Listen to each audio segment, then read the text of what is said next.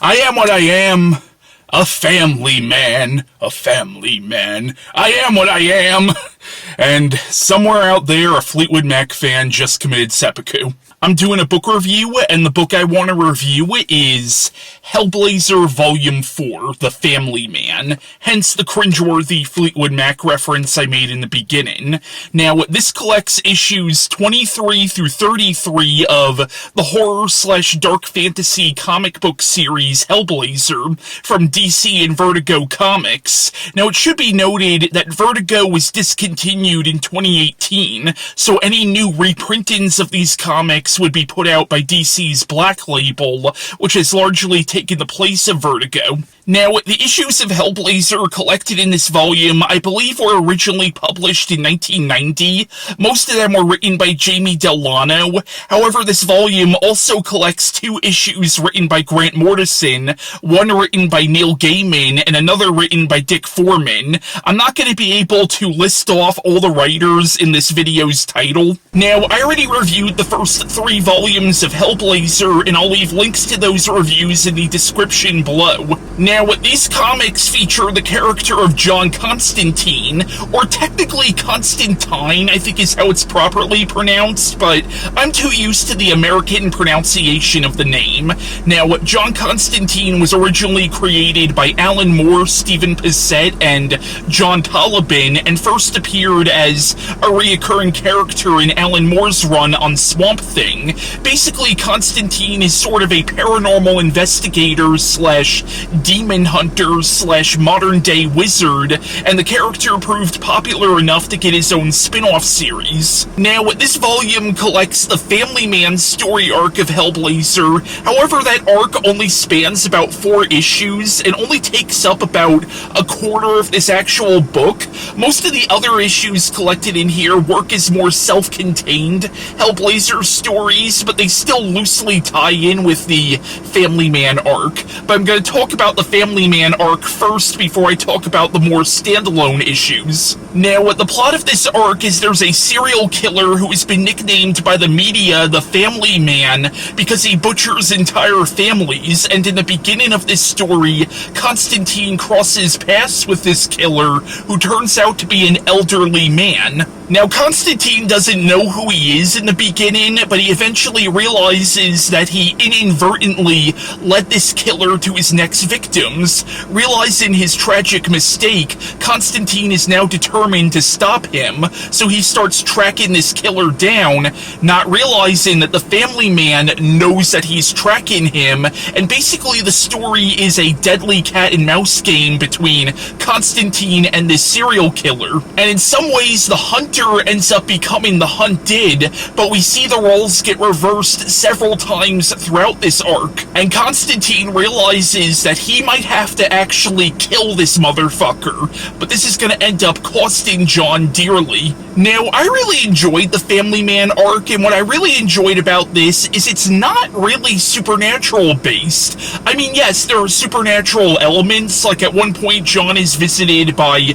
the ghost of some of the Family Man's victims, but for the most part, this is a story of John Constantine, a man who has gone up against demons, vampires, ghosts, and fallen angels, going up against a serial killer, an actual human monster, an evil that we know exists in the real world. And you would think, given all the supernatural nightmares that Constantine has gone up against in the past, that dealing with the Family Man would be easy, but in some ways the Family Man ends up being an even more formidable foe than any demon. And I really liked the characterization of the Family Man in this, where this is a serial killer no longer in his prime, and in some ways he meets his match with Constantine. And honestly, my biggest disappointment with this arc is that it only spans a couple of issues. I wanted it to be longer, honestly. I wanted to see more of Constantine and this character going at it. Now, Hellblazer is actually in the same universe as Neil Gaiman's Sandman series, and There's an interesting connection to that series with the Family Man.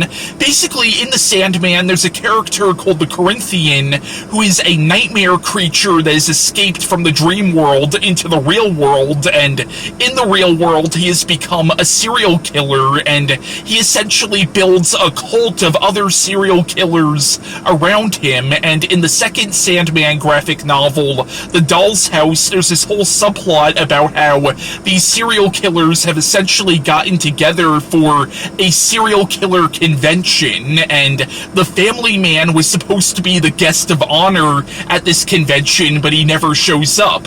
Obviously, if you read these issues of Hellblazer, you'll understand why he never shows up, but there's an interesting reference in this where Constantine gets a hold of an invitation that was supposed to go to the Family Man. Now, like I said before, a lot of the other issues collected in here work as more self-contained Hellblazer stories.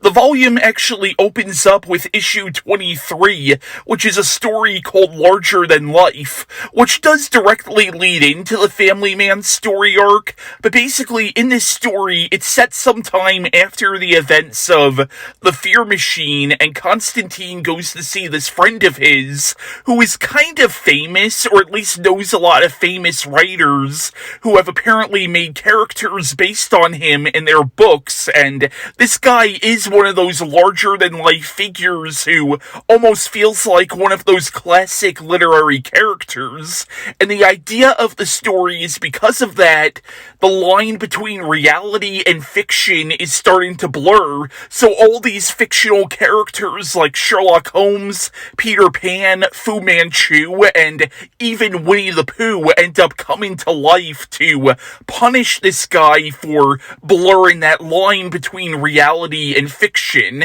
and breaking the rules of literature. But this was a really fun story, and it was a really interesting sort of metafictional commentary on the nature of storytelling in general. And it's almost a metafictional commentary on the Hellblazer series itself. And I like how there's no real explanation for what's going on here. Is this all the result of black magic, like some kind of spell that was put on this guy? Is this some weird shared hallucination that somehow both Constantine and his friend are having? Are these demons taking on the forms of these literary characters? Or are these literally those characters come off the page? Now, when I first read this story, I actually felt kind of bad for this friend of Constantine's, but you find out in the next issue, which starts the Family Man arc, that this guy was actually kind of helping the Family Man. So in some ways, even though we don't know it at the time, he kind of gets what he deserves at the end of this story. So issues 25 and 26 contain a two-part story written by Grant Morrison and illustrated by David Lloyd. Now, the first part of this story is called Early Warning, and the second part is called How I Learned to Love the Bomb. But the plot of this story is Constantine goes to this small English town and sees an old friend of his, who's implied to be a little bit more than just a friend, but basically she's a photographer and she's covering this ancient pagan festival that the town celebrates every year. But it turns out there's a lot of turmoil in the town because recently the military has installed a nuclear silo in the town, and of course a lot of the people in the town are outraged by this because if there were, God forbid, a nuclear war, this town would be a primary target. But then there are other people who argue that this is going to bring jobs to the town because it turns out this town is really suffering economically. And in the story you get a real sense that this town is starting to come apart at the seams, and what happens is some kind of signal is sent out and it causes all the people in the town to act out their innermost desires. And some of the same people who were so horrified and outraged by the installation of this nuclear silo, when the signal is sent out, they start marching towards it to detonate the bomb. Now, these comics were published in 1990, which was sort of the tail end of the Cold War, and it's obviously meant as sort of a Cold War parable. And the whole premise of this two-part story is, can an entire town, not just an individual single person, but can an entire town commit suicide? And these being English comics, it's clear that Grant Morrison is using this small town as sort of an allegory for British society in general, and you could look at British society in the story as sort of an allegory for Western civilization in general. And this story gets really, really freaking dark. There's one point in the story where this father and his son show up to the bedroom of the daughter, and it doesn't show you what happens, but the implications are fucking terrifying. And again, these are these people's innermost desires coming out. And Constantine is not immune to this. You see Constantine being driven just as crazy as the townspeople.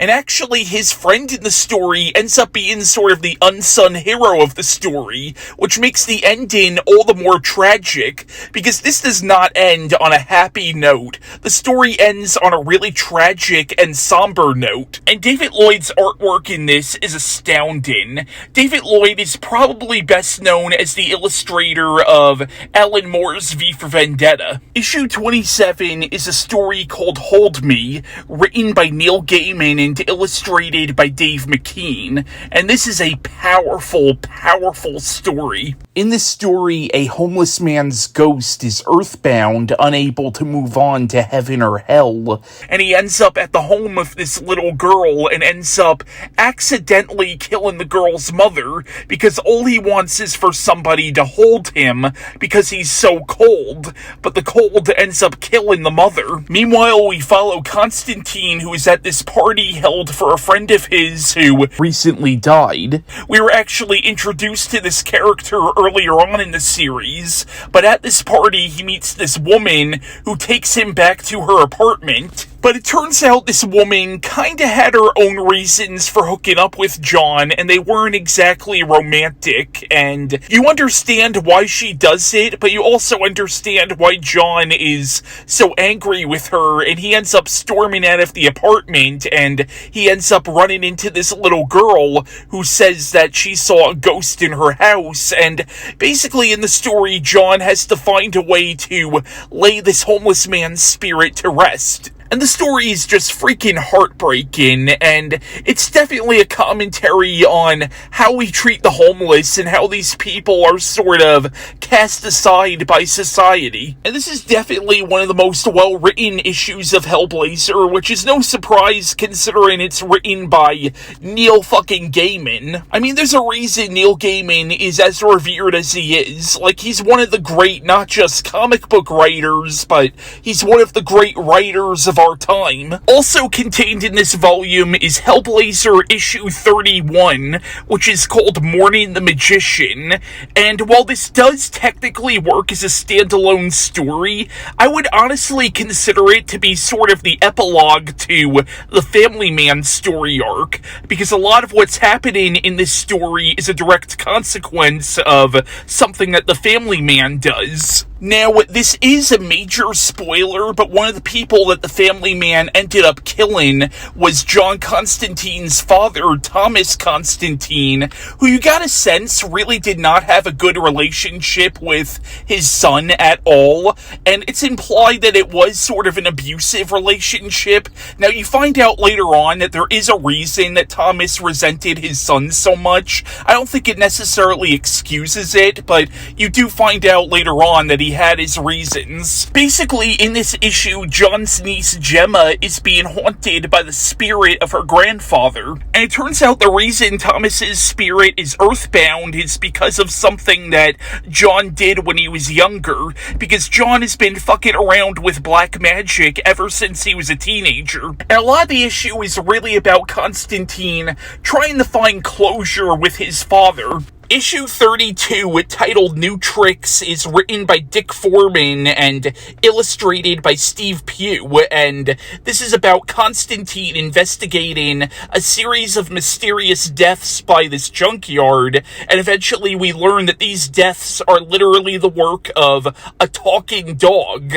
It turns out that a corrupt cop used black magic to transfer his soul into the body of a dog, and now he's taking control of other junkyard dogs. This was a really fun, self-contained little horror story. Sure, the premise is kind of ridiculous, but to me it felt almost like a B-horror movie in comic book form, and I really liked it. It almost felt like one of those 80s horror films, just in the form of a comic book. After that, we get issue 33, Sundays Are Different, and this is probably my least favorite of the self-contained Hellblazer stories that are collected in this volume. Basically, in this issue, Constantine wakes up one Sunday morning and decides that he's going to have a normal day and forget about all the evil in the world, both supernatural and otherwise. He just wants to have a Sunday like everybody else does, and he ends up running into an old friend of his who kinda screwed him over in the past, but it seems like John is willing to forgive him. And after having lunch with this guy and his wife, Constantine goes out, and it seems like he slips into what is some sort of alternate reality, or perhaps it's just a hallucination. But I think what Delano is going for with this issue is this whole idea that no matter what John does, he can't have a normal life. He can't have a normal Sunday, or any day for that matter. Again, I didn't really care for this as a self-contained story. I guess it does kind of work as part of the overarching narrative of the Hellblazer series, but again, as a self-contained story, it kind of fell flat.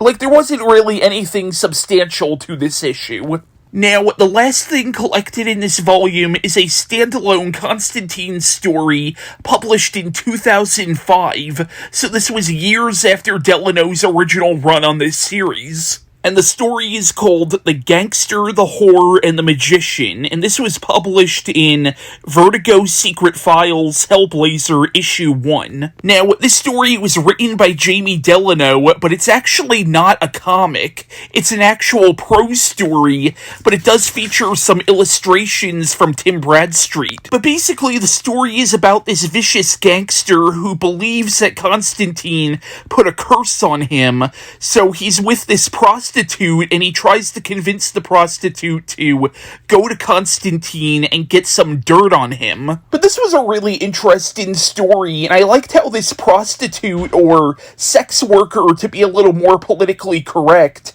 is really the main character of the story, and you find out that she was a war refugee, and you get the idea that she didn't really have a choice when she ended up becoming a prostitute. And you feel really bad for her, but I like how it is implied at the end that she does get kind of a happy ending. But again, this was a really interesting little story. It's not part of Delano's original run on the series, but it works as a little coda to this particular volume of Hellblazer. So yeah, that was my review on Hellblazer, the Family Man, and bye.